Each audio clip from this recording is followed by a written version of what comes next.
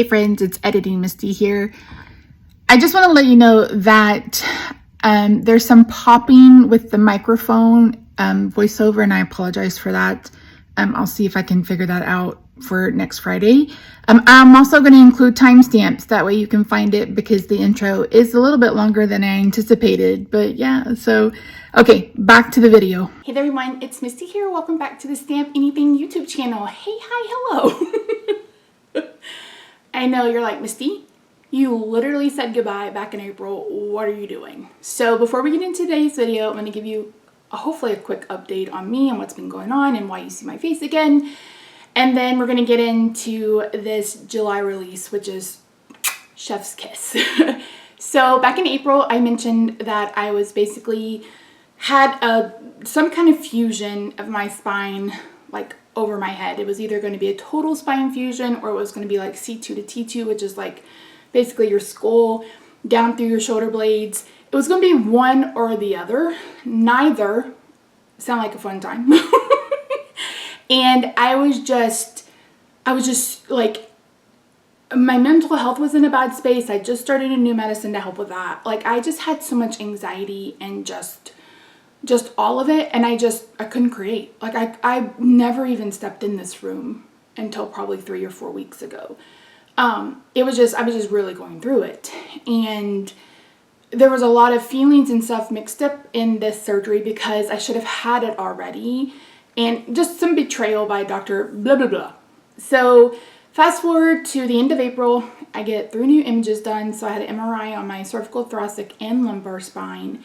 And then I saw my neurosurgeon, my new neurosurgeon, on April 30th.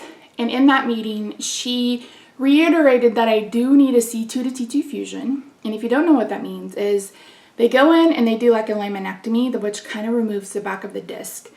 I think this is how it goes. Then they insert 2 metal rods and then pins to keep that part of your spine stable. And that is permanent.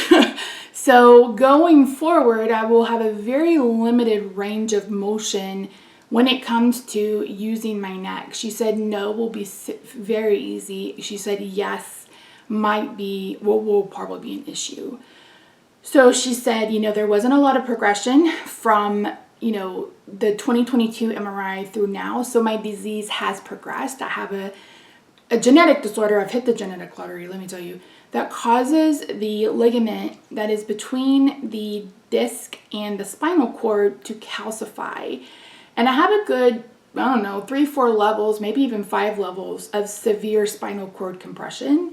And this could be the answer as to why I became disabled in 2016 and 2017, had to leave my job, all of it. So I was like, okay. And she's like, you're taking this very well. I was like, listen, I saw my regular doctor and he seemed to think I was going to have a total spine fusion. And she's like, oh, so this is a relief. I'm like, yeah, this is a relief. I said, because I'm not ready. I'm only 46. I literally turned 46 on the 29th, the day before. So she's like, whenever you're ready. And I said, how about August 30th? So for a couple of reasons. Number one, she only does surgeries on Thursdays and Fridays, and that is Labor Day weekend, and my husband would be off. And the one thing that's going to happen after surgery is I can no longer be on anti-inflammatories. I don't know if that's forever or just until the spine has completely fused, but no anti-inflammatories. And I have 3 different diseases that cause chronic inflammation: a form of muscular dystrophy, I have an autoimmune disease, which is rheumatoid arthritis, I have regular arthritis, I have osteoarthritis. Like, I have a lot of things that cause just intense inflammation. So winters are already hard for me on an anti-inflammatory, but off of them, I can't even imagine how hard that would be. It takes 8 to 12 weeks for the incision to heal. Since I have some immune issues, I'd probably be on the longer side of that range. And that would get us like right to December. I'm in Dallas, so December could be snowing or it could be 95 degrees outside. Like, we had a tornado the day after Christmas in 2015, and Christmas Day was like 95. And the next day it was like, I don't know, we got down to 30. I don't even remember. It was insanity, but Texas weather could be either way. So I thought that's the perfect date. Gave me 4 months from April 30th And we were good to go. I was making plans, like, what am I going to do for meal planning? Because my husband can't cook and I wanted to get some freezer meals and blah, blah, blah. And then he developed a cough around Mother's Day. And I sent him to the doctor and she was like, oh, it's either a virus, but probably just allergies. Well, it wasn't just allergies because the following weekend, so this is the weekend before Memorial Day, I was having to do breathing treatments. Now, I have allergy-induced asthma, and I hadn't had any problems with it from 2016 until last year when we got COVID. And I may have talked about that last year, I don't remember. So I get sick, and the Thursday before Memorial Day, I can't wake up. Like, I am struggling to come awake. Like, I'm so lethargic, can't breathe, and I'm running a really high fever. Where we are, there's a hospital, a parking lot, a road, and then like our house. So we're literally within walking distance. My husband walked back and forth, and I thought he was gonna have to call 911 to get me to the hospital because I could not breathe. So get to the emergency room, chest x-ray, fine. You don't sound congested, you don't sound tight. He's like, but you're running a fever, we're gonna give you some antibiotics. Okay, cool. So send my husband home because he has work to do, and I'm like, this is gonna take hours to get you admitted. And he hadn't been gone very long when they came and got me for a CT scan. So get back from the CT scan, and 15 minutes later, the emergency room doctor walks in. He said, never mind, you've got pneumonia. And I said, I'm sorry, what? I'm sorry, what? What happened to, I was fine. So I ended up spending Memorial Day weekend in the hospital with double pneumonia and RSV. And never had either. I think I mentioned to a friend, I was like, I wonder if I've got pneumonia, because like my lungs hurt and my chest was really tight, and I was doing breathing treatments 3, 4, 5 times a day at one point. So it was like, okay, great. So I was in the hospital all of that weekend, and I remember sitting on the side of the bed, and I could barely move because I couldn't breathe, and it was like, your lungs hurt. 10 out of 10 do not recommend having pneumonia. And I was like, there's no way that I'm going to be able to do that big of a surgery. And at that point, it was like 3.5 months. There's just no way. So with pneumonia, if you're someone who has a normal immune system, it could take a couple of weeks for your lungs to get back to normal. If you're someone like me, I have common variable immunodeficiency, which means I don't have a very sufficient immune system. Like, my immune system is already bad. And then I have rheumatoid arthritis, and I take immune suppression therapy on top of that. So when I got to the hospital, where my white blood count should be very high because I'm fighting an infection, it was like 2.5. So I have a very irregulated immune system. So it could take months, several months, for my lungs to heal after having pneumonia. And for the surgery, it's 8.5 to 10 hours. And I would be in what's called a prone position. So I would be on my chest. I mean, I'm a big girl, got big boobs. And I was just like, there was a really high chance that I could wake up on a ventilator or a respirator. And I'm like, no, I don't want that. So talked it over with the neurosurgeon, talked it over with my rheumatologist, like my whole doctor team. And we decided to push this surgery back to next spring. I'm going to hope for Memorial Day weekend next year. Again, I want my husband to miss as little work as possible. I'm going to go into rehab right after. I asked about that. So yeah, so I came back to Kevin and I was like, well, surgery's been postponed.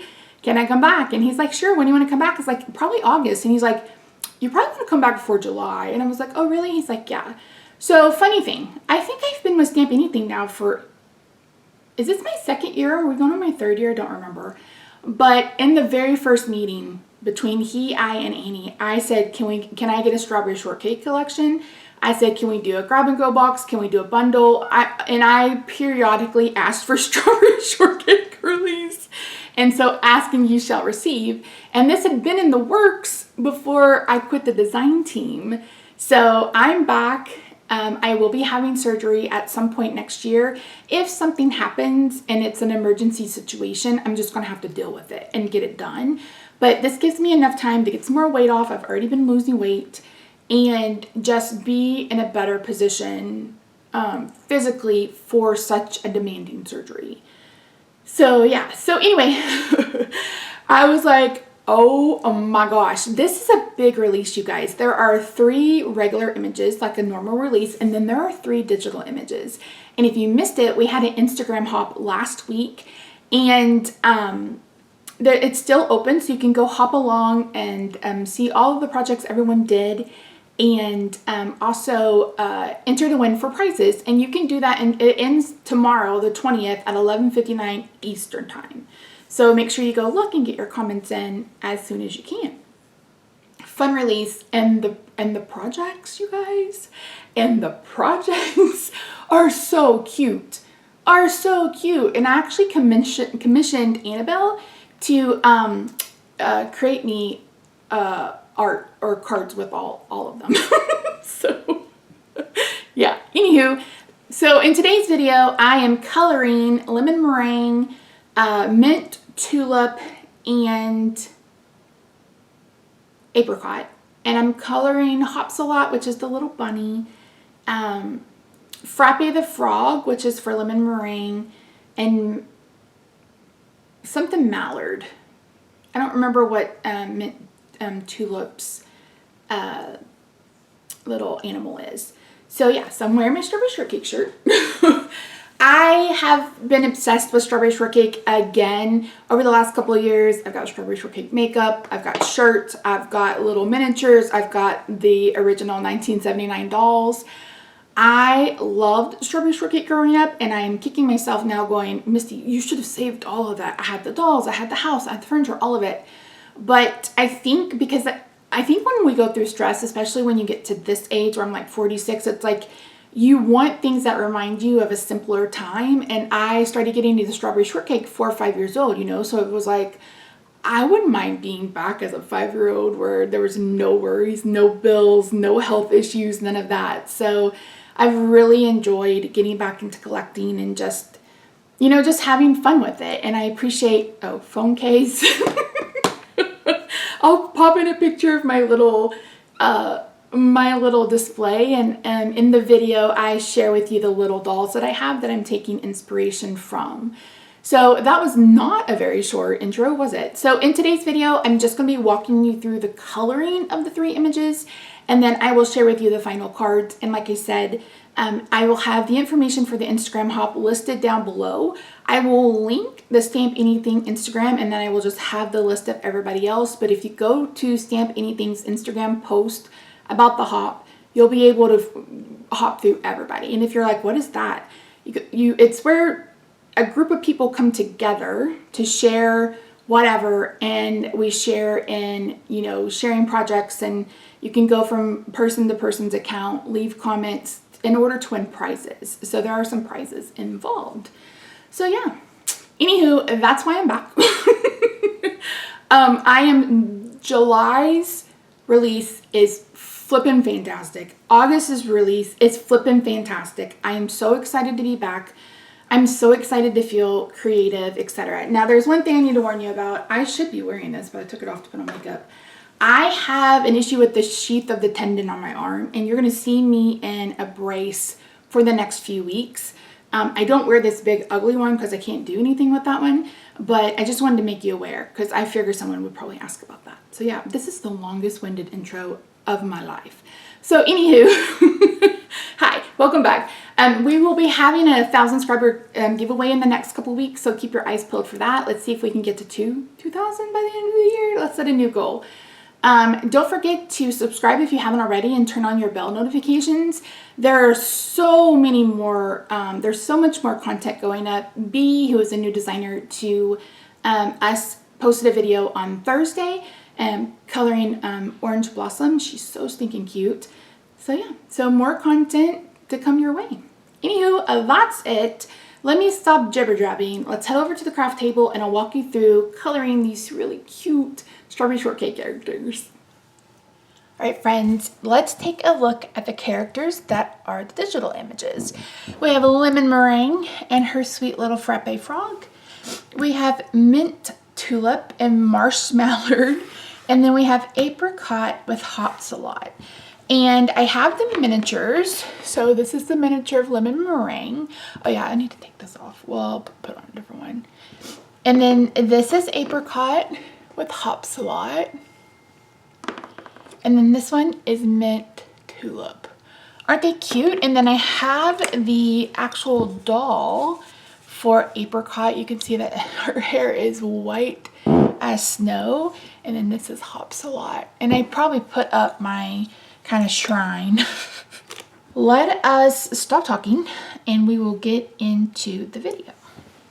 All right, friends, you'll have to excuse me if I'm a little rusty. So we're going to start with Lemon Meringue. I actually started first with Apricot, but I lost a lot of the footage. So we'll go ahead and start with the ones that I colored completely on camera. So these are the reference images that I used for these three little girls. And yeah, I had so much fun. You guys know I use my hex chart to figure out blends, etc. But then I also kind of experiment with different blends, and I just like to use a separate piece of paper and write down the colors, etc. That way I have them for you guys because I never remember. And I've started using like dedicated pieces of paper instead of just little scraps because I always manage to lose them. So I have a lot of these. I think I ended up with like 3 or 4 pages of all of these characters. So not pictured is some test ones, like I tested some colors, etc. So that's an idea for you. And if you watch me stamp, I always stamp at least 2 because either I mess something up and have to start again, or I like one to kind of practice on, especially when I'm using new colors. I used a new skin color, I think I did, and that's, and so I was practicing it, and all 3 girls have the same skin color. I will have the markers listed in the description box down below. I will also have a link to the images listed down below. Some of the links are affiliate links, and I make a small commission if you purchase through those, so if you do, thank you very much. While you're down there, don't forget to check out the hop that I mentioned in the intro, and also Stamp Club. Stamp Club is going to be your best bet to getting everything from the release. So be sure to check that out. And it's a huge value. You get so much. And if you have Stamp Club, I believe you get digital images for free. More information listed down below. So for her hair, I did a base color, and then I just went in with my dot technique. That's what I do when I have like curls, like I want to make it look curly. I don't remember whose card it was. I mean, all of the images in the cards and projects were just fantastic. Somebody made like little spirals in her hair, and I'm like, oh, I want to try that next time. And then Tim did a technique on their eyes, and I'm like, ooh, I'm going to try that next time too. So we'll see how Strawberry Shortcake turns out next Friday, but yeah, I'm excited. So I just used a little bit of a lighter yellow combo for her hat. It's like you don't want to make it completely chromatic. You know, you want to have some contrast, and that's the easiest way to do it.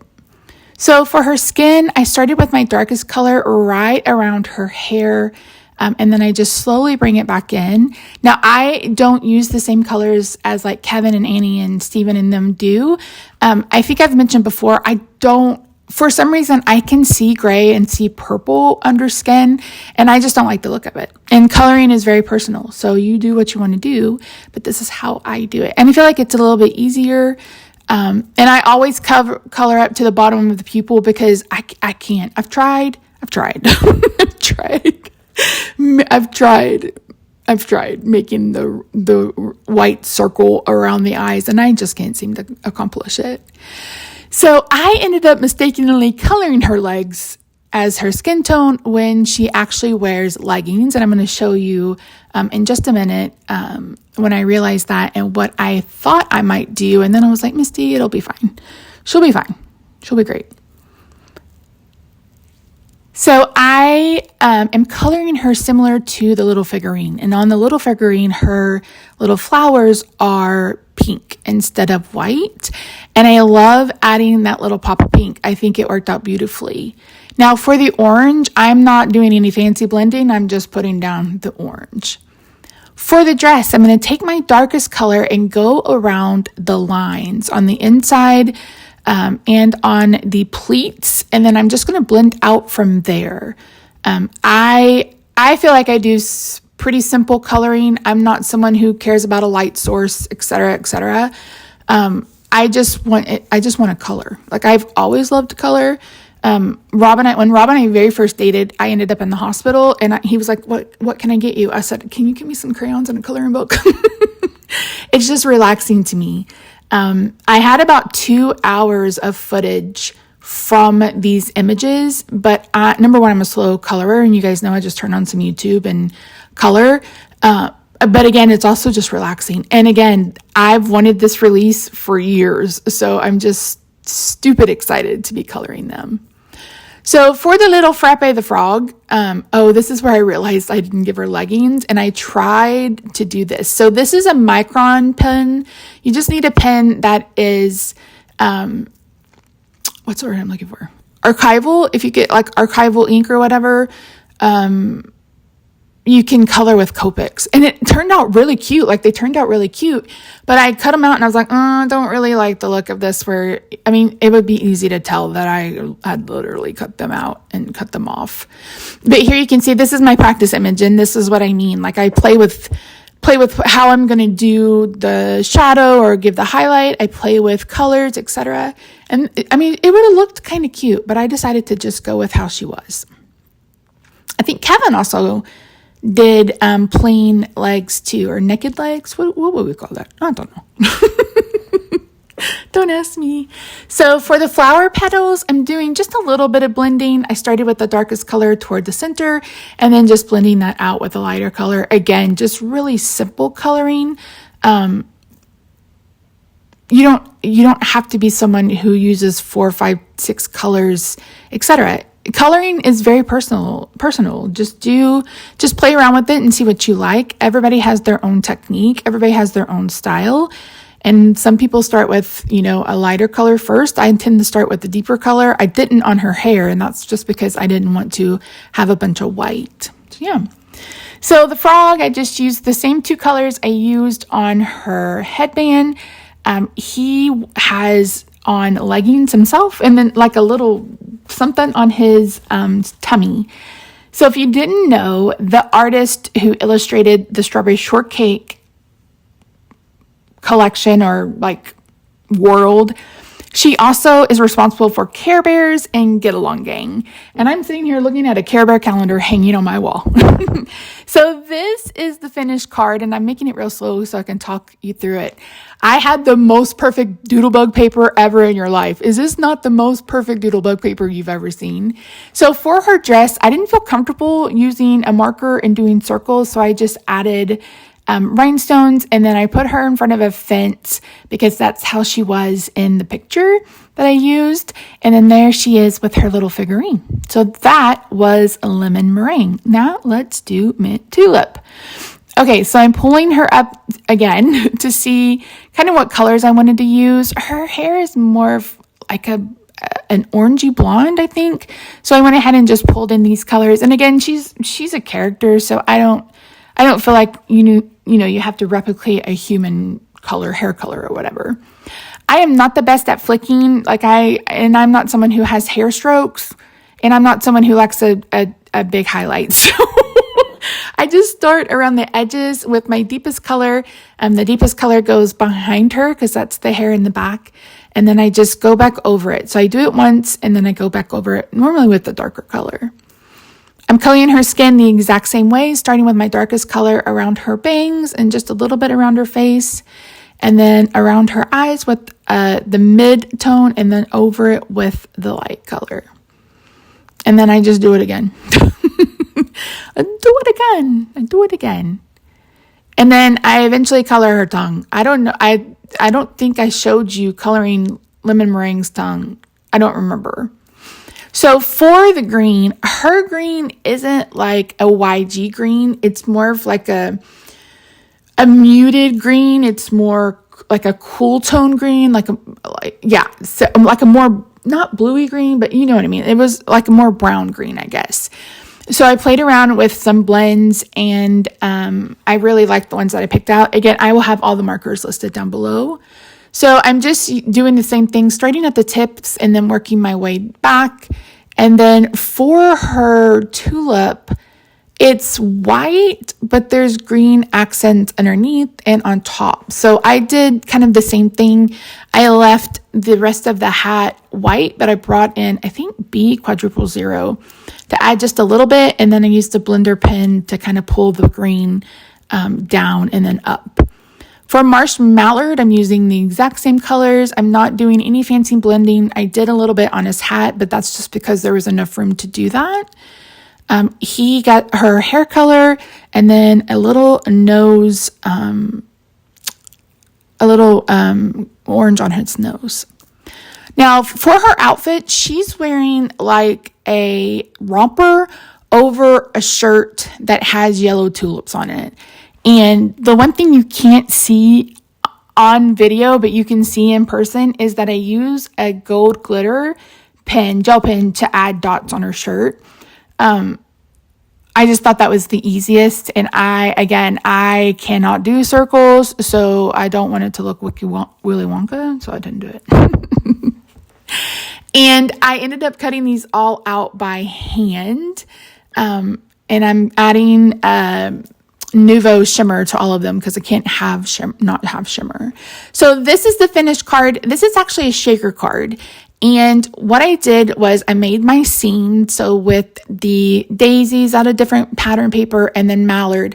And then I put a piece of transparency over that and then did my shaker card. If you guys want to see that technique, just let me know. I can do it for you.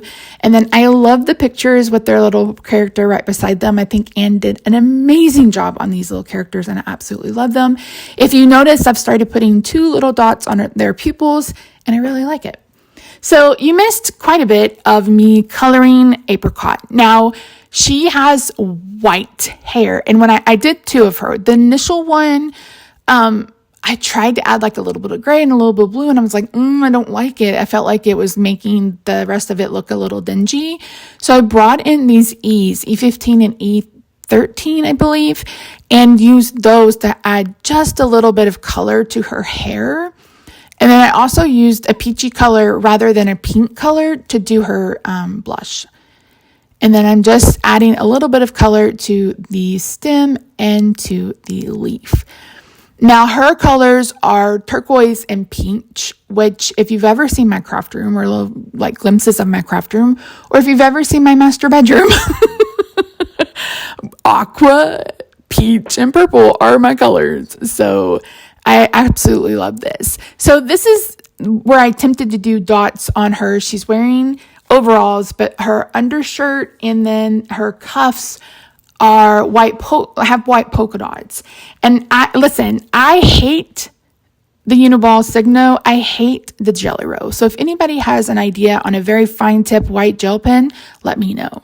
So for her card, I went I did a lot. So the top layer is actually done with a stencil from the June or July Stencil Club. I don't remember.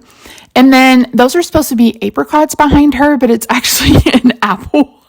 And I just pulled out all of the kind of peachy colored paper that I have and cut out some of those and put them on some of the dots. Then I put that layer on a piece of really bright and vibrant turquoise glitter paper. And then Hop Salad is also on turquoise glitter paper. And then for the background, this is the star pattern from leftover from when I was cutting out the apples, and I popped them both up. And I love this card so very much. I really do love the colors. I was like, is this too busy?